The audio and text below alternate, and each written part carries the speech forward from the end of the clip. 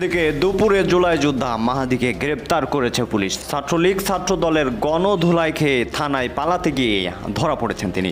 জুলাই আগস্টে 15 জন পুলিশ হত্যার master mind এই মাহাদি। সর্বশেষ নিজের জালে নিজেই ফেসে গেলেন তিনি। এই মুভমেন্টে আমি হবিগঞ্জ জেলার প্রধান সমন্বয়ক ছিলাম। আমি বৈষম্য ছাত্র হবিগঞ্জ জেলার বর্তমান সেক্রেটারি এবং এখানে আমার 17 জন ভাই শহীদ হয়েছে। আমরা বানিয়াচঙ্গে তানাকে পুড়িয়েছিলাম। আমাদের প্রতিবাদে আমাদের ভাই 9 জনকে হত্যা করা হয়েছিল। এই হবিগঞ্জের ছেলে আমরা এখানে দাঁড়ায় আছি। ওরা আমার পিছনে দৌড়াচ্ছে পিছনে। ছাত্রদলের পোলাপান আমার পিছন থেকে আমাকে দাওয়া দিচ্ছে, আমার উপর অ্যাটাক করতেছে। এবার নতুন করে আবারও আলোচনায় এই মাহাদি। তবে এবার কারণ ভিন্ন। নিজের নিরাপত্তা নিয়ে শঙ্কার কথা জানিয়ে থানায় আশ্রয় নিয়েছেন মাহাদি। সরাসরি যাচ্ছি প্রতিনিধি মাহফুজ নান্টুর কাছে।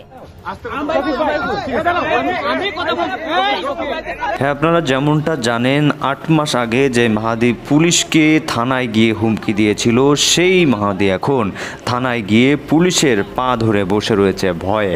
দর্শক, রীতিমতো মাহাদিকে গ্রেপ্তার করা হয়েছে এবং তাকে ছাড়ানোর জন্য এনসিপি নেতাকর্মীরা এবং জুলাই যোদ্ধারা থানার গেট ভেঙে ফেলেছে। এমনকি এ বিষয় নিয়ে দর্শক এতক্ষণ দেখছিলেন সংবাদের শিরোনাম। এবার আপনাদের একটু বিস্তারিত জানিয়ে দিই। দর্শক, এই ছেলেটা অর্থাৎ এই মাহাদি নামক এই ছেলেটা 8 মাস আগে থানায় ঢুকে পুলিশের সামনে পুলিশকে বলেছিল আমি সেই ব্যক্তি যে নাকি জুলাই আন্দোলনের সময় 15 জন পুলিশকে বিভিন্নভাবে শেষ করে দিয়েছি, বা আপনারা যেটা জানেন যেভাবে পুলিশদের মারা হয়েছিল।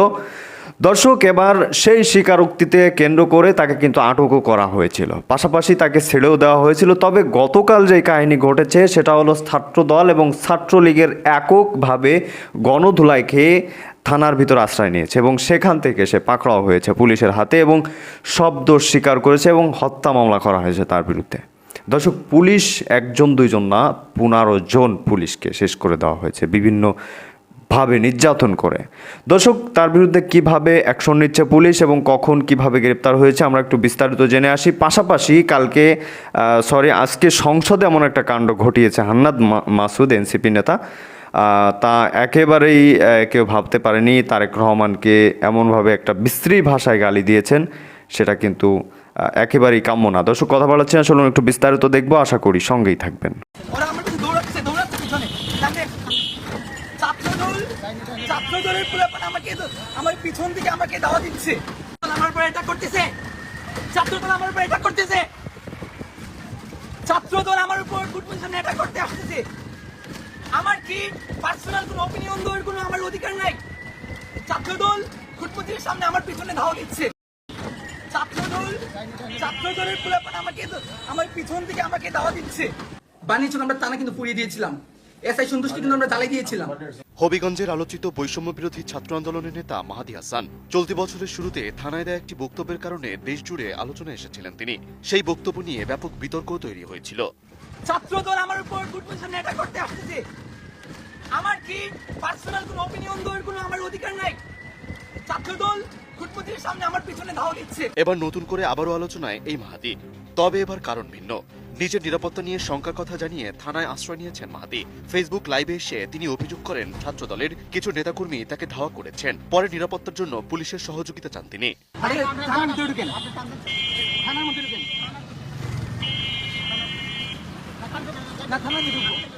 বুধবার সামাজিক যোগাযোগ মাধ্যম ফেসবুক লাইভে এসে পুরো ঘটনার বর্ণনা দেন মাহাদি। লাইভে তিনি দাবি করেন ছাত্রদলের কিছু নেতাকর্মী তাকে লক্ষ্য করে হামলার উদ্দেশ্যে পিছু নিয়েছেন। এ সময় তাকে বেশ উদ্বিগ্ন দেখা যায়। তিনি বারবার নিজের নিরাপত্তা নিয়ে শঙ্কার কথা বলেন। ওরা আমার পিছনে দৌড়াচ্ছে পিছনে। ছাত্রদলের পোলাপান আমার পিছন থেকে আমাকে দাওয়া দিচ্ছে। পার্সোনাল অধিকারটুকু কি আমাদের নাই কথা বলার জন্য? যদি আমার কোনো ভুল হয়ে থাকে আপনি কান্দেন, আরো জটিল হয়ে উঠেছে বলে মনে হলে এক পর্যায়ে লাইভ চালু রেখেই রিকশা যুগে হবিগঞ্জ সদর থানার দিকে রওনা হন তিনি। পরে থানায় পৌঁছে পুলিশের সহযোগিতা চান এবং ডিউটি অফিসের কক্ষে অবস্থান নেন। লাইভে মাহাদি বলেন একটি ড্রাইভিং পরীক্ষায় অংশ নিতে যাওয়ার সময় থেকেই তাকে অনুসরণ করা হচ্ছিল। তার দাবি ব্যক্তিগত মতামত প্রকাশের কারণেই তাকে লক্ষ্যবস্তু বানানো হয়েছে। তবে মাহাদির নাম এই প্রথম কোনো বিতর্কের ঘটনায় সামনে আসেনি। এর আগে চলতি বছরের 2 জানুয়ারি শায়েস্তাগঞ্জ থানায় এক যুবকের মুক্তির দাবিতে শিক্ষার্থীদের নিয়ে সেখানে অবস্থান নেন তিনি। সে সময় ওসির কক্ষে এক বক্তব্যে বানিয়াচং থানা পুড়িয়ে দেওয়ার কথা স্বীকার করেছিলেন তিনি। বানিয়েছেন আমরা থানা কিন্তু পুড়িয়ে দিয়েছিলাম, এসআই সন্তুষ্টি কিন্তু আমরা জ্বালাই দিয়েছিলাম। আপনি আসছেন, ঠিক আছে, তো ওই জায়গা থেকে কোন সাহসে নিয়ে কথাটা বললাম আমি জানতে চাই আজকে। তার এই বক্তব্যের ভিডিও দ্রুত সামাজিক যোগাযোগ মাধ্যমে ছড়িয়ে পড়ে। এরপর তা নিয়ে দেশ জুড়ে ব্যাপক আলোচনা ও সমালোচনা শুরু হয়। এদিকে সর্বশেষ ঘটনার বিষয়ে হবিগঞ্জ সদর থানার ওসি জাহিদ হাসান বললেন, জিয়াউর রহমান ও খালেদা জিয়াকে নিয়ে মাহাদির কিছু মন্তব্যকে কেন্দ্র করে ছাত্রদলের নেতাকর্মীদের সঙ্গে তার বিরোধের তথ্য তারা জেনেছেন। তবে হামলার অভিযোগের বিষয়ে এখন পর্যন্ত স্পষ্ট কোনো প্রমাণ পাওয়া যায়নি বলেও তিনি জানিয়েছেন। ওসির ভাষ্য, তারা যে ভিডিওটি দেখেছেন সেখানে ছাত্রদলের কাউকে শনাক্ত করা যায়নি। একই সঙ্গে মাহাদিও নির্দিষ্ট করে কাউকে দেখতে পাননি। মেহেদী হাসান। মাননীয় স্পিকার, প্রবাসীদেরকে নিঃস্ব করে আমরা বাংলাদেশের অর্থনীতিকে দাঁড় করাতে চাই। যদি সৌদি আরব থেকে আসার জন্য বাংলাদেশের টিকিট কাটলে সেটা 30-35 হাজার টাকায় কিনা যায়, কিন্তু বাংলাদেশ থেকে সৌদিতে যাওয়ার জন্য যদি টিকিট কাটতে হয় বাংলাদেশের সিন্ডিকেটের কারণে এই টিকিটের দাম 1 লক্ষ থেকে 1,20,000 টাকা পর্যন্ত হয়ে যায়। মাননীয় স্পিকার, বাংলাদেশের দূতাবাস, বাংলাদেশের মন্ত্রণালয় সহ প্রত্যেকটা গ্রুপই জড়িত।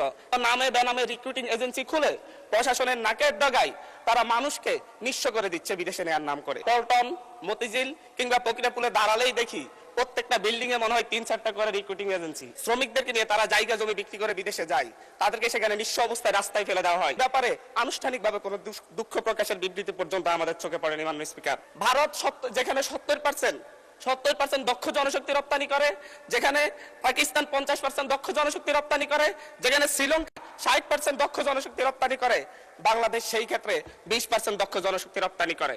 তাও তারা আইটি খাতে সেটা 1%-এর কম।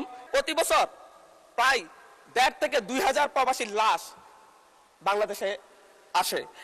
আব্দুল হান্নান মাসুদ, মাননীয় সদস্য, নোয়াখালী 6। আপনার সময় 6 মিনিট। ধন্যবাদ মাননীয় স্পিকার। মাননীয় স্পিকার, আমি প্রথমেই শুরু করি। ঢাকা বিশ্ববিদ্যালয়ে যখন প্রথম বর্ষে ভর্তি হই তখন আমার একজন শিক্ষক ছিলেন। উনি বলেছিলেন, বাংলাদেশের রাষ্ট্র ব্যবস্থা একটি অশ্লীল রাষ্ট্র ব্যবস্থা, যে তার নাগরিকদেরকে ওন করে না এবং তার নাগরিকদের জন্য কোনো উদ্যোগ গ্রহণ করে না। উদ্যোগ গ্রহণ করার ক্ষেত্রে যারা দেশের অর্থনীতিতে ভূমিকা রাখে, যারা দেশের কল্যাণে ভূমিকা রাখে, যে যত বেশি ভূমিকা রাখে তাকে তত বেশি ডিজোন করে। সেই জায়গা থেকে তার কথার সত্যতা অনুযায়ী এই যে আমাদের মধ্যে বাংলাদেশে প্রবাসীদেরকে সবচাইতে বেশি ডিজোন করা হয়ে থাকে। প্রবাসীদের প্রত্যেকটা পদে পদে যে জটিলতার শিকার হতে হয়, যে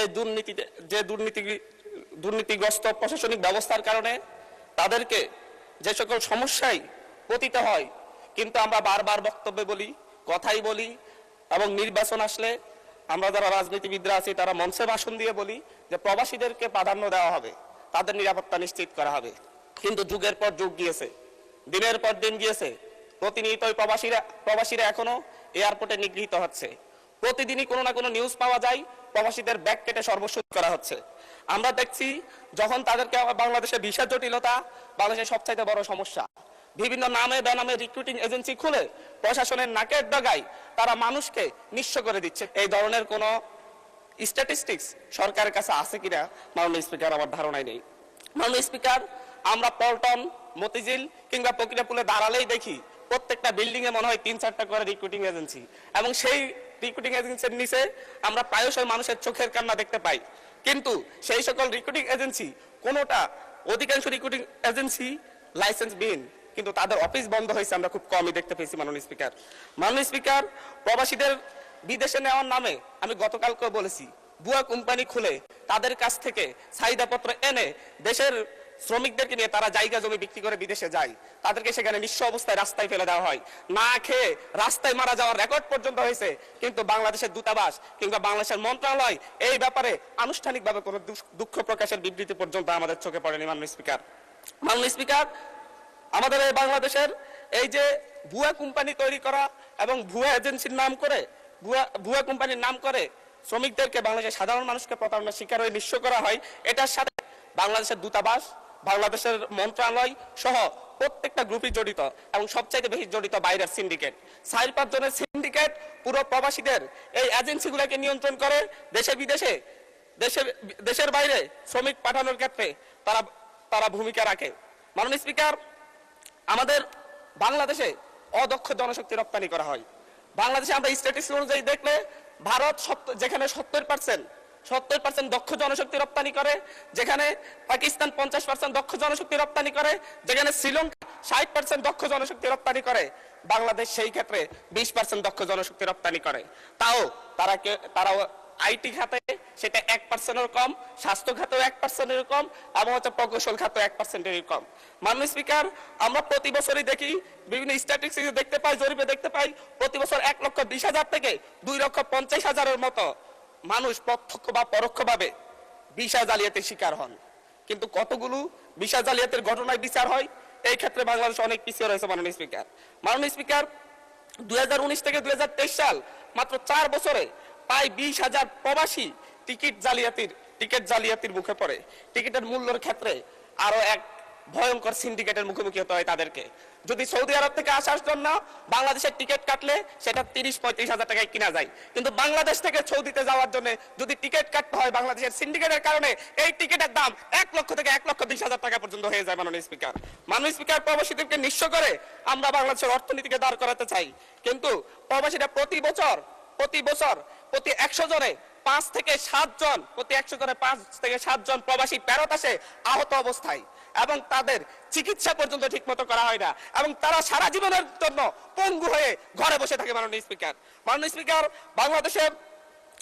বাংলাদেশে প্রতি বছর প্রায় 1,500 থেকে 2,000 প্রবাসীর লাশ বাংলাদেশে আসে, এবং এখানে 1,500 থেকে 2,000 প্রবাসী মৃত্যুবরণ নিহত হয় বিভিন্ন দুর্ঘটনার কারণে, কিন্তু তাদের পরিবারের খোঁজার কেউ রাখে না। আমরা নিঃস্ব হওয়ার যে অবস্থা দেখি, আমরা এই ক্ষেত্রে দেখি সরকারের উদাসীনতা। সেটা যেই সরকারই হোক, নতুন সরকার এসেছে 3 মাস হয়েছে, আমরা এখানে আলোচনা করতেছি সরকার যেন নতুন করে উদ্যোগ নেই। আমরা পূর্ণ অতীতের মতো পিছনে ফিরে যেতে চাচ্ছি না।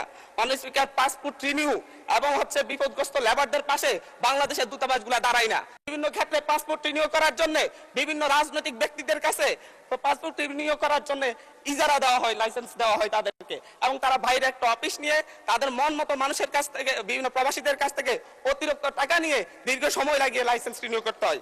মাননীয় স্পিকার, আমরা যদি বাংলাদেশের অর্থনীতিকে দাঁড় করাতে চাই, মাননীয় স্পিকার, আমরা যদি বাংলাদেশের প্রবাসীদেরকে প্রকৃত ধন্যবাদ মাননীয় সদস্য, ধন্যবাদ। আচ্ছা, 1 মিনিট বলেন। আমাদের বাংলাদেশের অর্থনীতিতে 5 থেকে 10% মোট জিডিপি, 5 থেকে 7% মোট জিডিপি প্রবাসী আয়ে আসে।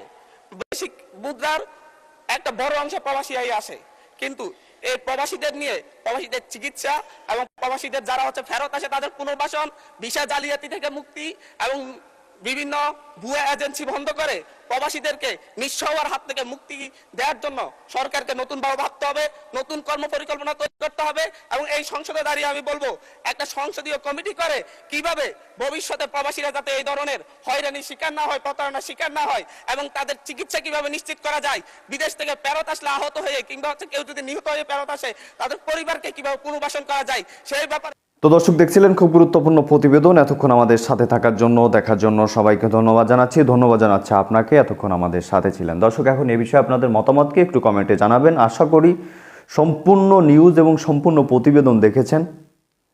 তাহলে এখন এই বিষয়ে আপনাদের মতামত জানতে চাইব। আর হ্যাঁ, পরবর্তীতে থেকে গুরুত্বপূর্ণ কিছু নিউজ আসতেছে, যেটা এই ভিডিওতে আপনাদের দেখানোর কথা ছিল, তবে সময় সংক্ষেপের কারণে দেখাতে পারিনি, এজন্য ক্ষমা চেয়ে নিচ্ছি। তো সেগুলো আরও গুরুত্বপূর্ণ, সেগুলো দেখতে অবশ্যই চ্যানেলটি সাবস্ক্রাইব করে রাখুন এবং পাশে রাখা বেল আইকনটি অবশ্যই বাজিয়ে দিন। তো দর্শক, একটি কমেন্ট করে সামাজিক কাজে লেগে পড়ুন। সেই সামাজিক কাজটা হলো ভিডিওটি শেয়ার করে দিন। তো দর্শক, ভালো থাকুন, সুস্থ থাকুন, দেখা হচ্ছে খুব দ্রুত। আল্লাহ হাফেজ।